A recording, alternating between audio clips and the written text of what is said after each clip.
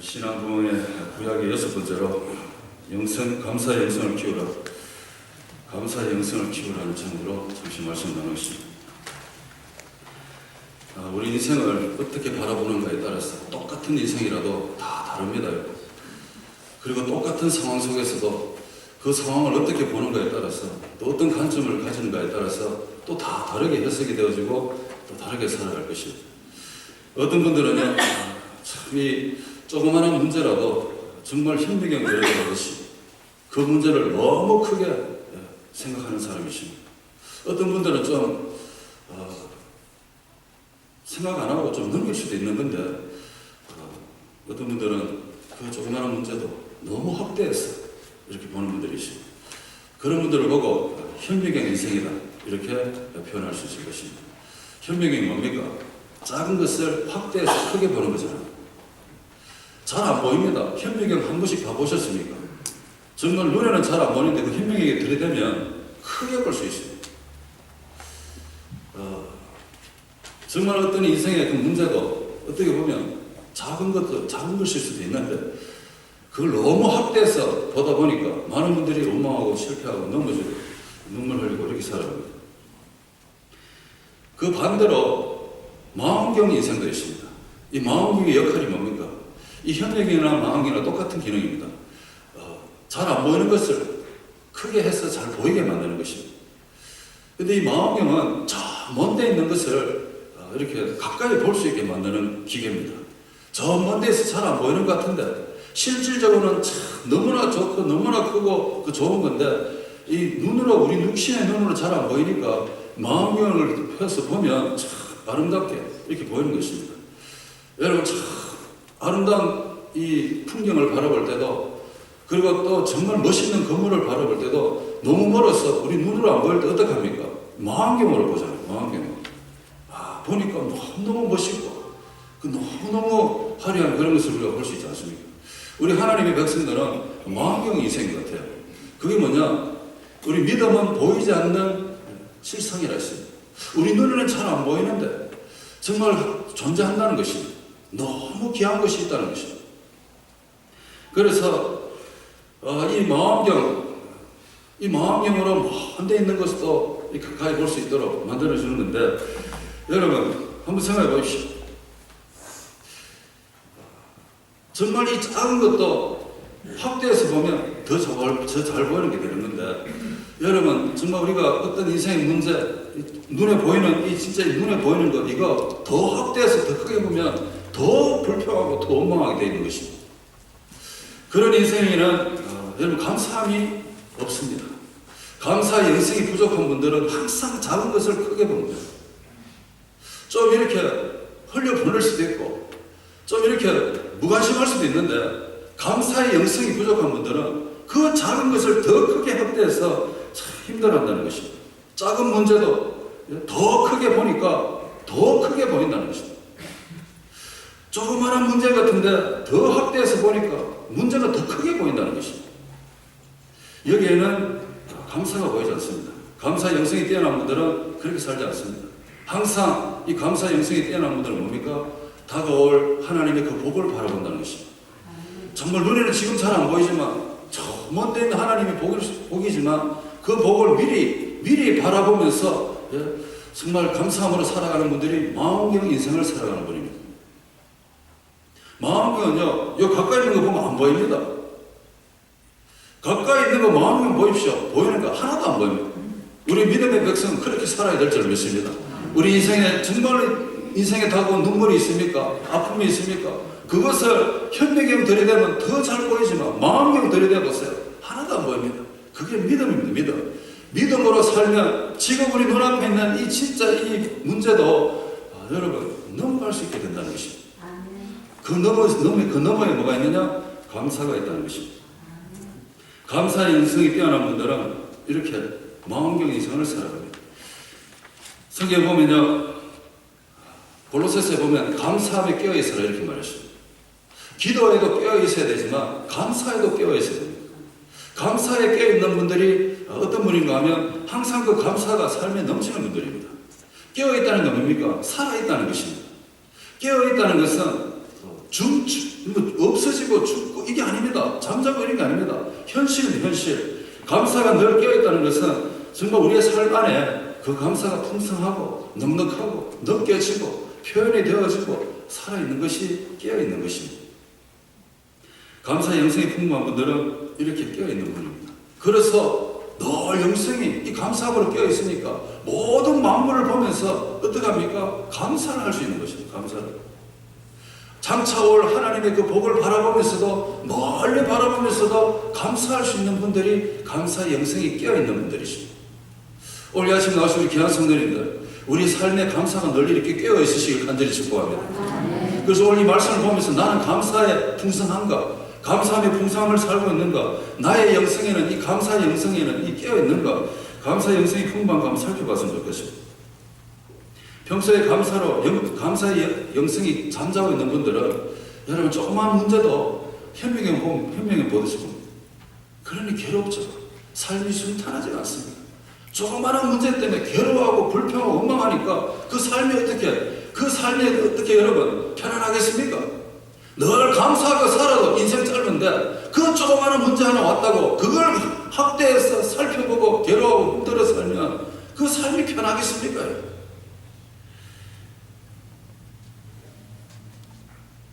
날마다 우리가 범사에 감사할 때 우리 속에 이 감사의 영성이 깨어난다는 것입니다.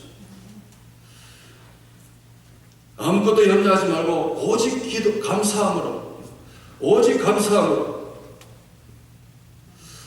기도와 간구로 하나님 앞에 아뢰는 것을 감사함으로 아뢰는 것을 감사함으로 아무것도 염려하지 마시고 오직 모든 일에 여러분 염려가 뭐예요?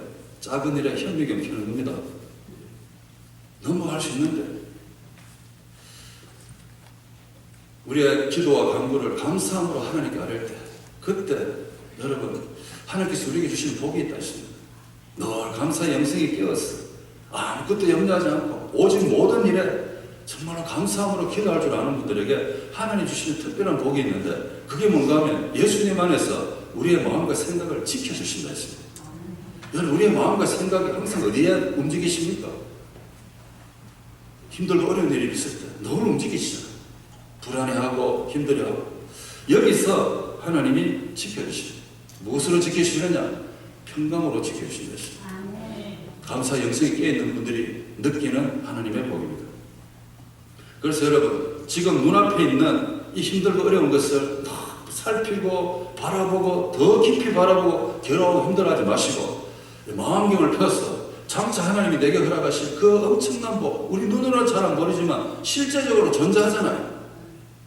믿음의 망원경을 켜시기를 간절히 축복합니다. 멀리 바라보시고 멀리 우리는 하나님 나라 바라보면서 살아가는 백성인 줄로 믿으시기 바랍니다. 그래 살면요 감사 못할 거 하나도 없더라고 보니까. 만날 눈앞에 있는 거 이거 원망하고 불평하니까 감사가 없는 거지. 넓게 보고 인생을 좀 멀리 보고 하나님의 은혜를 깊이 바라볼 때 여러분 그때 감사 못할 게 하나도 없습니다. 하나님이 욥이라는 인생을 통해서 우리에게 주시는 메시지가 너무나 많습니다. 이 욥은 당대에 참으로 의인이고 예배 잘 드리는 사람이고 늘 하나님 앞에 신실한 믿음의 삶을 사는 사람이었습니다. 그래서 가정도 화목하고 정말 하는 일마다 잘 되고 이 땅에서요 너무너무 멋있게 사는 욥이었습니다. 사탄이 오늘도 삼킬자를 두루 삼키면서 돌아다닌다 그러잖아요. 이 땅을 두루두루 다니다가 욥에까지 왔어요. 욥이 사는 현장에까지 와서 욥의 그 모습을 보면서 야, 저 사람이 저렇게 하나님을 잘 섬기는 이유가 있지 않을까?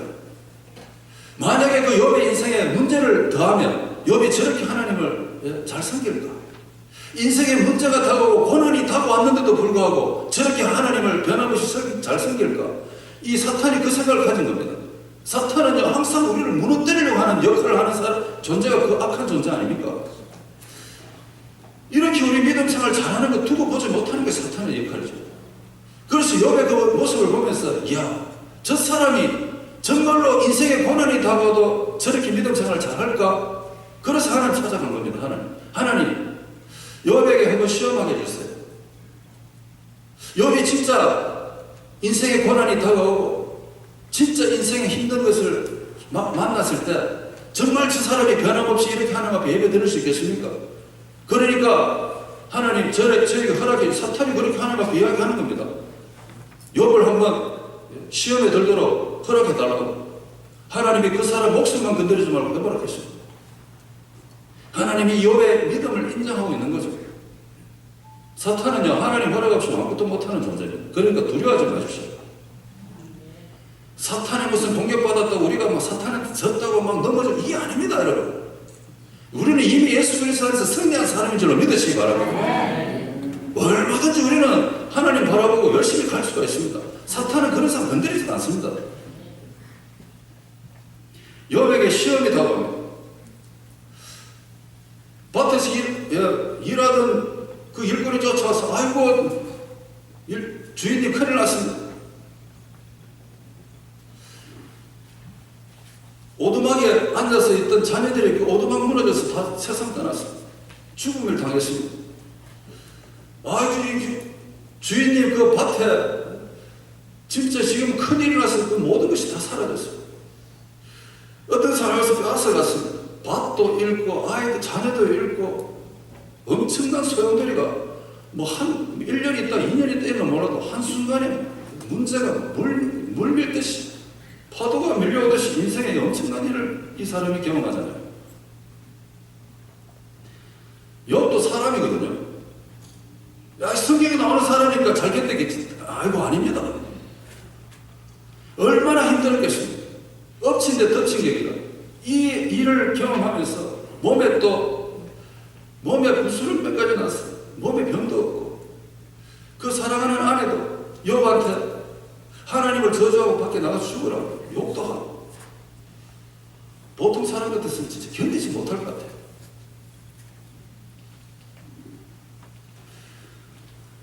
이런 상황에서 오늘 고백하는 게 우리가 읽었던 이 본문 말입니다. 욥의 고백입니다. 하나님께서 이 욥기를 통해서 우리에게 주시는 말씀이 뭐겠습니까? 지금 이 순간만 보면요, 겨뤄봐서 못 삽니다. 현명한 인생을 사는 사람은 지금 욥처럼 이런 고난을 당하면 이 문제가 너무 크게 보여가지고 견딜 수가 없을 것입니다.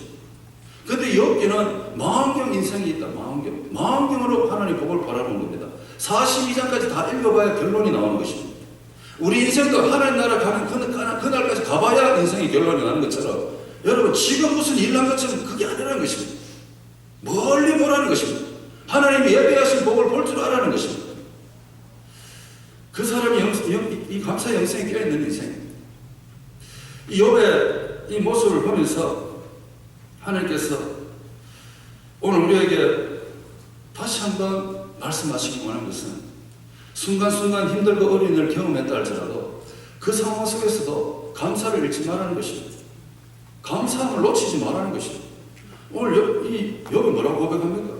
참으로 모든 걸 주신 분도 하나님이시고 가져가신 분도 하나님이시니까 하나님의 이름의 찬송을 받으시기 원합니다.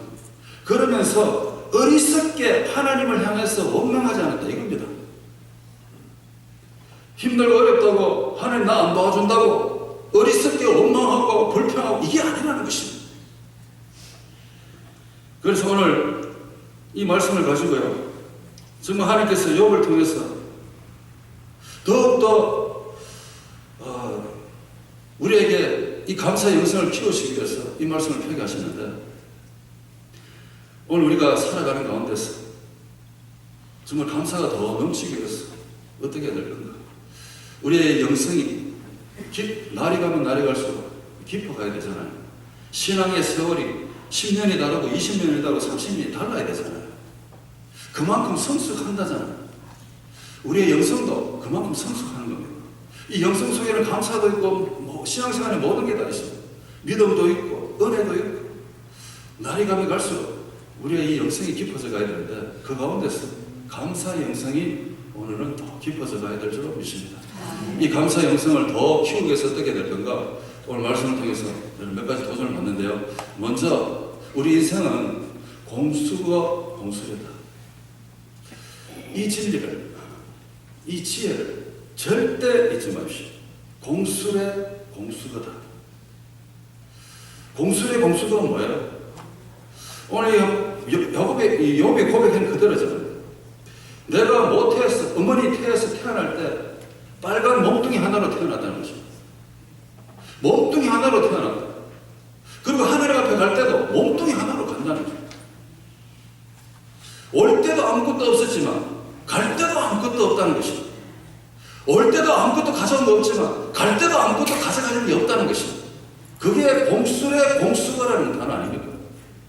여러분 오늘 이 시간에 여기에 지혜가 확인되기를 간절히 축복합니다. 나는 아니라고 생각하지 마십시오. 나는 갈 때도 많이 가져갔다 생각하지 마십시오. 우리 인생은 빈손으로 왔다 빈손으로 가는 겁니다.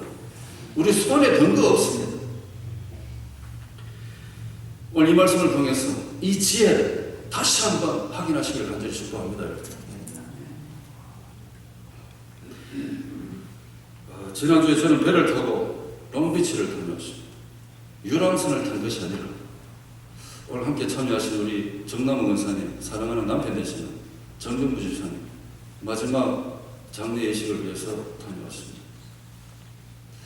인생의 마지막이 한 줌의 죄였습니다. 여러분 그게 우리 인생의 마지막입니다. 화려한 인생이었는데 인생의 마지막은 한 줌의 죄로 남더라고요. 제가 그 장례 예배를 마지막으로 같이 드리면서 이 말씀도 묵상하면서 야 이게 인생이다. 여러분 이거 인생 아닙니까? 이거 인생 아니라고 또 오늘 자신 있게 대답하실 분 있으십니까? 그 인생입니다. 우리 인생. 물론 어떤 분은 장례에서 묘지에 앉아 가신 분도 계시지만 결국은 우리의 육신은 흙으로 돌아가는 것입니다. 아무것도 가진 것 없이 왔던 그대로 공수의 공수고 빈손으로 왔다 빈손으로 가는 것. 여러분 이것이 지혜다. 이것이 지혜다. 이것을 우리가 성경에서 오늘 가르쳐 주기 원하는 것입니다. 전도서 기자가 이렇게 말했습니다. 전도서에서 모태에서 벌거벗고 나왔으면 그 나온 대로 돌아가고 수고하여 얻은 것을 아무것도 손에 가지고 가지 못한다 했습니다. 전도서 5장 15절 말씀입니다. 성경에서 이렇게 틀림없이 말씀하십니다. 이 말씀을 그대로 바울이 받아가지고 디모데전서 6장 7절에도 말씀합니다. 우리가 세상에 아무것도 가지고 온 것이 없으며 또한 아무것도 가지고 가지 못한다. 똑같은 말씀입니다. 지금 우리가 누리고 있는 이 모든 것이 다 내가 올 때 가져온 게 아니라 이 땅에 살아가는 동안에 하나님 우리에게 다 허락하신 귀하고 귀한 선물이죠. 하나님 복이죠. 우리가 하나님 복을 마음껏 이 세상에 누리다가 하나님 앞에 갈 때는 빈손으로 간다는 것입니다.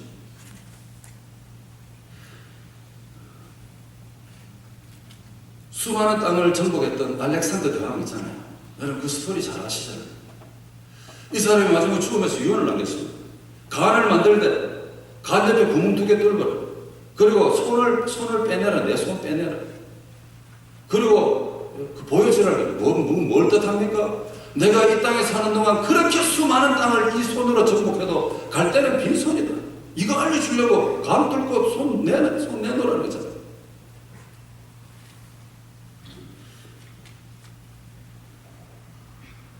우리의 것은 아무것도 없다. 다 하나님 주실 것이고 떠날 때는 다 놓고 간다. 여러분 이것이 욥이 이것을 알았다는 거죠. 이것을 지금 이 엄청난 이 환란 속에서 다 잃어버렸어. 열남매 잃어버리죠. 재산 잃어버리죠. 몸에 병 생기죠. 여러분 있는 거 다 사라졌어. 자 이럴 때 이 사람의 고백이 중요하다. 이 고백이 뭐예요? 공수의 공수가 이거 말하는 이 말 대단합니다. 여러분 이 감사 영성이 이렇게 깨어있는 사람이 이 사람이었습니다. 이 진리를 깨달은 사람이 욥이었습니다. 귀한 우리도 그렇다는 건 알지만 평소에도 여러분 좀 고백했으면 좋겠습니다. 막 이 세상에 있는 거 다 가져가 같은 모습으로 막 열심히 막 뛰어가시는데 막판에 가져갈 거 하나도 없거든요.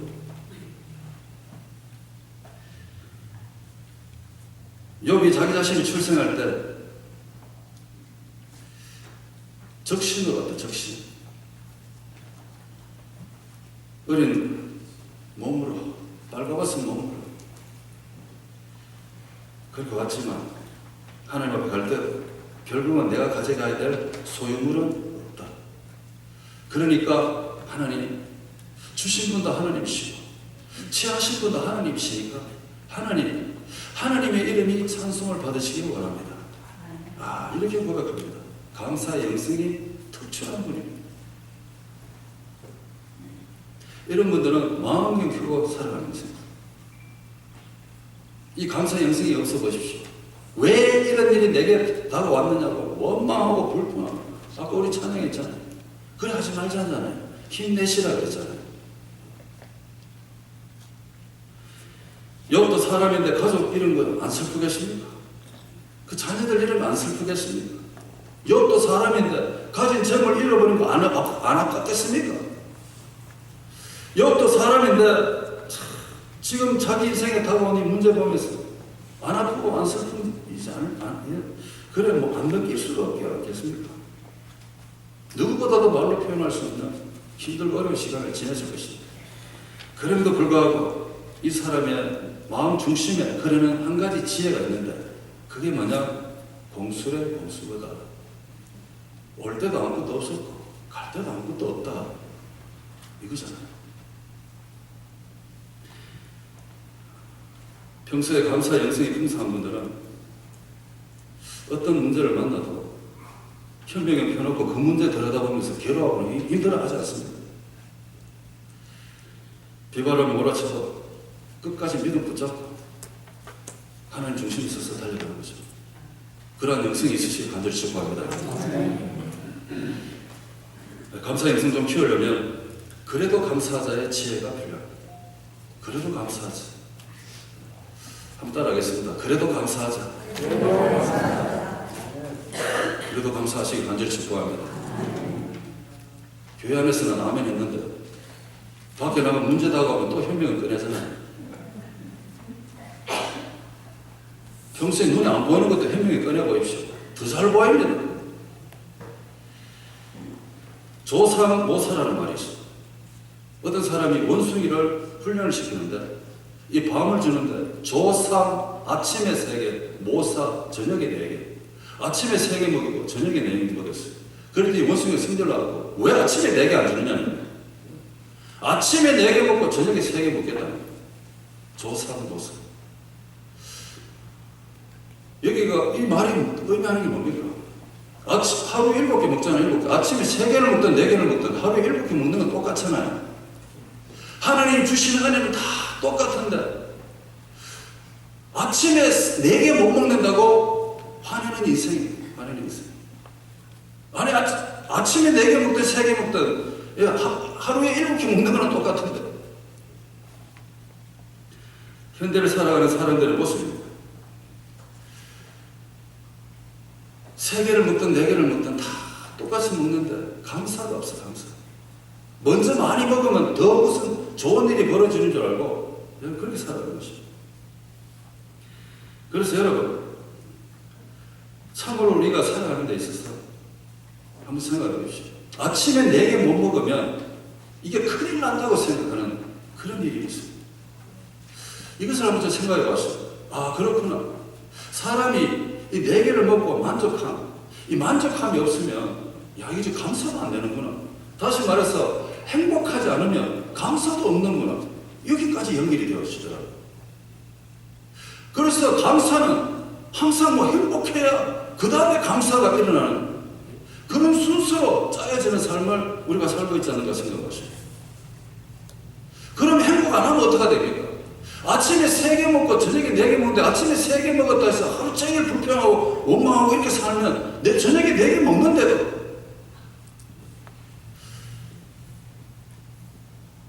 행복과 감사의 순서가 있습니다. 3개를 먹든 4개를 먹든 그건 하나님이 주신 은혜 속에서 우리가 살아가는 거 아는데, 여러분 아침에 4개 못 먹었다고 불평하면 그거는 진짜 바로 그겁니다. 이 행복과 감사도 순서가 있는데 여러분 뭐가 먼저 순서겠습니까? 모든 분들이 행복이 먼저라고 생각합니다. 행복이 있으니까 감사하다고 생각합니다. 그래서 많은 분은 나 감사할 수 없어요. 왜? 아니 감사할 조건이 감사하죠. 이렇게 이야기해요. 아침에 4개 못 먹었다는 것입니다. 아니, 그 3개는 감사할 거 아닙니까? 3개 주신 거는 우리가 진짜 감사하면 안 됩니까? 하나님 우리에게 지금 주신 거 감사하면 안 됩니까? 근데 많은 분들이 4개 못 가졌다고 원망하고 불평하시나요? 그러니까 감사가 없어지는 거예요. 3개를 주시든 1개를 주시든 뭐, 예? 주신 거 다 하나님 은혜다. 늘 감사하며 행복하게 살 텐데 행복하지 않기 때문에 나 감사 못한대. 그러면 그분은 행복 언제 합니까? 언제 행복합니까 그러면? 행복하지 못하면 평생 감사 못합니까 그러면? 어떤 환경과 상황 속에서도 그래도 감사하잖아요. 그래도 3개를 주셔도 감사, 2개를 주셔도 감사, 그래도 감사하죠. 인생을 다 마치고 여러분 플러스 마이너스 해보십시오. 하나님 앞에 가시기 전에 인생의 그 모든 통틀어서 수입 면에서 플러스 마이너스 해보십시오. 여러분 손해본 거 하나도 없을 것입니다. 없는 줄로 믿습니다. 손해보는 인생이 아닌 줄로 믿으시기 바랍니다. 아무것도 가지지 않고 태어났는데 이만큼 가졌으면 여러분 얼마나 고맙습니까? 우리 입이 10개라도 말 못하는 사실은. 근데 워낙 이 시대가 우리를 너무 강팍하게 만들었어. 마음을 각박하게 만들어버렸어. 사랑하는 성도 여러분, 만약에 여기 이 삶의 중심을 이 물질에 두고 살았다면 그 사람 물질에 있을 때 난리 났을 것입니다.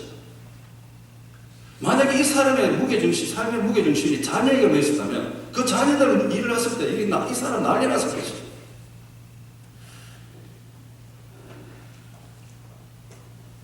욥이 왜 넘어지지 않으려고 이렇게 힘쓰고 있습니다. 욥기 전체를 읽어보면 욥도 사람이라 때로는요 입술로 고백은 이렇게 했지만 인생이잖아요. 사람이잖아요. 마음 중심에 하나님 왜 이런 고통이 있을까요? 갈등하고 번민하는 장면도 나옵니다. 사람이니까. 그래도 이 사람이 넘어지지 않는 것은 그래도 감사가 있는 거예요. 그래도 감사. 만약에 물질 중심을 살았다면 넘어졌을 텐데 이 사람이 잘하는 게 뭐예요? 예배 중심의 삶을 살았다는 것이죠. 예배 중심의 삶을 사는 분들은 그래도 감사가 나오게 되는 줄로 믿습니다. 하루를 일과를 마치면 자녀들이 뛰어놀고 돌아오면 혹시나 자녀들이 잘못된 있는 거 없는 거 하나님 앞에 다 앉혀놓고 예배 삶을 살아야 되거든요. 그 예배 안에 뭐가 들어있습니까? 감사가 들어있는 것입니다. 그래서 예배 잘 드리는 분들은 감사 잘하게 되십니다. 왜냐하면 예배 중에 늘 감사하잖아요. 하나님 감사합니다. 감사합니다. 예배 드리다가 내가 감사해야 될 것이 늘 생각나게 되고 늘 감사해야 될 것이 알게 되고 얼마나 좋습니까? 그래서 예배 잘 드리는 분들이 감사 영성에 뛰어난 분들이십니다. 예배 소홀히 해보십시오. 행복 안 하면 절대 감사 안 하십니다. 그래도 감사할 수 있는 이유는 하나님 중심으로 이렇게 살아갈 때 그래도 감사가 된다는 것입니다. 이 한 주간도 어떤 상황 환경 속에서 여러분 그래도 감사하시기 간절히 축복합니다. 감사 영성이 키워지는 순간입니다. 한 가지 더 말씀드리면 고난도 감사의 제목이 된다는 것입니다. 이것을 깨닫는 분이 감사 영성이 뛰어난 분이십니다. 아니 고난이 어떻게 감사 제목이 되느냐고 물어보십니다. 아니 어떻게 안 그래도 힘들어 죽겠는데 이 힘듦이 어떻게 감사의 조건이 되느냐고 이렇게 말씀하십니다. 한번 생각해 보십시오. 고난에 감사해 보십시오. 그러면요 하나님 우리에게 그 문제를 역전시키는 그 기회를 준비하고 계신다는 것이죠. 욥 보세요. 다 잃어버리고 그걸로 끝납니까 이 사람의 스토리가? 더블 블레싱이 이 사람을 기다리고 있어요. 하나님은 끝까지 인내하면서 어리석게 하나님의 이름을 욕하지 않고 끝까지 주신 분도 하나님, 취하신 분도 하나님 이름 찬송 받아줬어요. 이 감사잖아요. 이 예배가 감사잖아요. 하나님 그 감사 붙잡으시고 아무리 힘들고 어려워도 여러분 하나님 앞에 어리석게 원망하지 마시고 오히려 감사의 말로 고백해 보십시오. 하나님은 그 감사의 고백을 붙잡으신다니까요. 그리고 예배하시는 게 뭔가 하면 역전의 기회를 예배하고 계신다니까요. 욥도 역전한 인생이고 다니엘도 역전한 인생입니다. 고난 가운데 이 사람들은 더 하나님 앞에 감사함으로 기도한 사람들입니다. 성경에 나오는 인물들이 다 역전한 인생들입니다. 힘들고 어렵지 않는 인생이 어디 있습니까? 성경에 보니까 다 믿음으로 승리한 분들이라. 그 믿음 안에 무엇입니까? 감사함이죠. 사도 바울 같은 경우도 그 감옥소 안에서 빌립보스를 골로새서 빌립보스 적어가면서 그 감옥소 안에서 특별히 빌립보스를 적어가면서 기뻐하라, 항상 기뻐하라. 감옥에 갇혀있다는 자체가 이 사람에게 기쁨이에요. 왜 그렇습니까? 하나님 복음 전하다가 이야, 이렇게 자기 갇혀있다면 그게 감사가 되는 거예요. 영성이, 감사의 영성이 탁월한 분들이십니다. 여러분 믿음 생활을 그냥 순수하게 순진하게 이렇게 하는 게 아닙니다. 그냥 교회 오시고 떠나가시고 이게 아닙니다. 하나님 백성으로 내가 이 세상에서 구원을 받아가지고 오늘도 하나님 백성으로 이 땅에 살아가면서 하나님 나라 바라보면서 산다는 이것이 그냥 단순한 신앙생활이 아니라니까요. 내가 이렇게 하나님 앞에 구별되었어. 예수님의 십자가의 보혈의 피로 내 죄가 다 씻음받고 하나님 나라의 상속자로 오늘도 믿음의 길을 걸어갈 수 있다는 이 사실 하나만으로 여러분 인생에 어떤 문제가 다가와도 그 문제 속에서 구원받은 감격, 나 같은 인생도 하나님이 택하여 주시고 은혜 주셨다.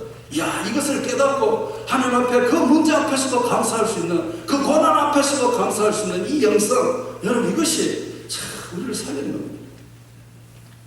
그런 영성이 있으시길 간절히 축복합니다. 한번 키워봤으면 좋겠습니다. 고난 중에 감사해 보십시오. 고난 중에 감사를 생각하면 하나님을 만나게 됩니다. 고난 중에도 감사를 묵상하면 십자가의 은혜가 드디어 보이게 됩니다. 고난 중에도 감사해 보십시오. 갑절의 은혜를 얻게 됩니다. 고난 중에 한번 감사해 보십시오. 그 고난 당한 것이 내게 오히려 유익이었다는 것을 알게 되는 것입니다. 아니 고난이 내게 무슨 유익이냐. 시편 119편에서 말씀하신 것처럼 이 시를 적은 사람이 평소에 고난을 당했는데 야 고난 당해보니까 하나님의 말씀이 그때부터 이해가 되어지더라는 것입니다. 이게 얼마나 유익입니까 여러분. 이분은 고난 안 당했으면 하나님 뜻도 깨닫지도 못하고 살아갔을 것이에요. 근데 고난이 인생의 고난이 다가올수록 하나님의 말씀이 더 이해가 되어지더라는 것입니다. 그래서 이 사람의 고백이 고난 당한 것이 내게 유익이라 이렇게 말하잖아요. 사랑하는 우리 성도 여러분, 감사의 계절이 되었습니다. 감사의 계절이 되었다고 감사한 게 아니라 남은 인생 여러분 감사의 영성이 잘 풍부했으면 좋겠습니다. 그래서 정말 우리가 그 사람이 얼마나 행복한 길을 걸어가는가, 행복이 먼저 감사가 뒤가 아니라 그 사람이 얼마나 행복한 길을 걸어가는가, 이것은 뭘 보고 하는가 하면 그 사람 입에서 얼마나 많이 감사하며 사는가, 여기에서 결론이 내어지는 것입니다. 유대인들이 자녀들이 태어나면요, 이 혀로 감사합니다 말하기 전에 아무 말도 안 가르쳐요. 그 정도랍니다. 사랑하는 우리 성도 여러분, 이 감사의 영성이 우리의 삶을 바로 인도해 줍니다. 우리 인생의 본질을 알려줍니다. 하나님 앞에 우리가 살아가는 가운데 가져온 것도 아무것도 없지만 떠날 때도 아무것도 가져가지도 못하고, 그리고 정말 우리가 살아가는 인생 가운데 그럼에도 불구하고 우리가 감사합니다. 그리고 이 고난 가운데서 그 고난이 감사의 제목을 삼고 이렇게 한번 살아보시면 여러분 그러한 인생 속에 우리의 인생은 더 깊어갈 것이고, 우리가 그냥 왔다 그냥 가는 인생이 아니라 진짜 하나님 은혜 안에서 우리가 가야 할 길을 우리는 깨닫게 될 줄 알고 있습니다. 그래서 이 시간에 간절히 빌거나 남은 인생 감사 영성이 더 커졌어 평생 감사하시면서 하나님 앞에 살아가시길 간절히 축복합니다. 이 시간에 한번 눈을 감고 기도했으면 좋겠습니다. 잠시 한번 눈을 감고 말씀 한번 생각해 보십시오.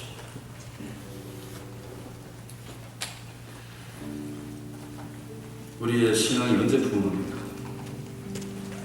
우리의 삶이 언제 리바이벌이 되겠습니까? 감사가 깨어날 때, 우리 영성이 감사로 깨어날 때, 그때 우리의 인생은 살아나게 되는 것입니다. 오늘 이 시간에 말씀을 생각하시면서 하나님, 제 삶에 감사가 살아나게 해주세요. 그래서 제 믿음이 깨어나게 해주세요.